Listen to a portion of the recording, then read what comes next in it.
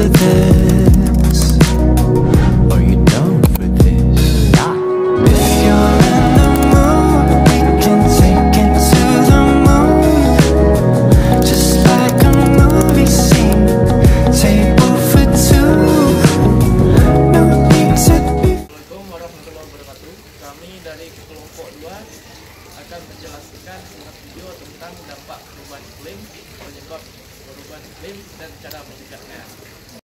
Saya akan menjelaskan tentang dampak perubahan iklim, yaitu kenaikan suhu global, suhu bumi meningkat, menyebabkan gelombang panas ekstrim dan cuaca yang tidak menentu. 2. Pencairan es dan kenaikan permukaan laut. Es di kutub mencair, menyebabkan permukaan laut naik dan mengancam wilayah pesisir. 3. Bencana alam lebih sering dan parah banjir, kekeringan, badai, dan kebakaran hutan terjadi lebih sering dan intens. 4. Gangguan ekosistem dan kepunahan spesies. Perubahan iklim mengganggu habitat hewan dan tumbuhan, memicu kepunahan. 5. Krisis air dan pangan. Perubahan pola curah hujan mengganggu pertanian dan pasokan air bersih. 6.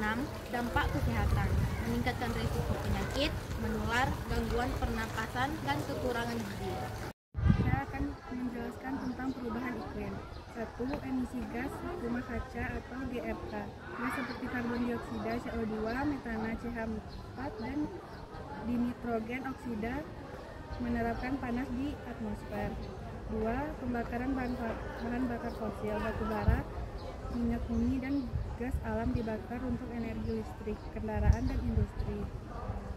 3. Pemundulan hutan. Hutan menyerap CO2 dari udara melalui proses fotosintesis. 4. Pertanian dan peternakan intensif. Peternakan menghasilkan metana dari pencemaran hewan. 5. Limbah dan sampah organik di TPA menghasilkan metana saat membusuk tanpa oksigen. 6. Industri produksi barang massal. Proses produksi di pabrik menghasilkan emisi CO2 dan limbah bahaya. 7. Transportasi tidak ramah lingkungan seperti kendaraan pribadi. Saya akan menjelaskan tentang mencegah dampak perubahan iklim. 1. Mengurangi emisi gas rumah kaca. Gunakan energi terbarukan seperti tenaga surya, angin, dan air sebagai pengganti bahan bakar fosil. 2. Transportasi ramah lingkungan. Gunakan transportasi umum, sepeda atau jalan kaki untuk mengurangi emisi kendaraan pribadi. 3. Melindungi dan menanam pohon. 4. Mengurangi sampah dan meningkatkan daur ulang. Kurangi penggunaan plastik sekali pakai, sedotan, kantong plastik, botol air kemasan. 5. Menghemat air.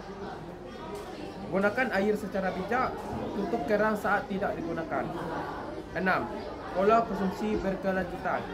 Kurangi konsumsi daging merah kerana peternakan menghasilkan banyak metana. 7. Dukung kebijakan dan edukasi iklim. Dukung program pemerintahan yang mendukung energi bersih dan pelestarian lingkungan.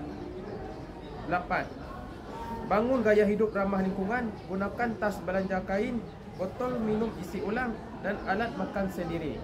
Sekian presentasi dari kami tutup dengan wassalamualaikum warahmatullahi wabarakatuh.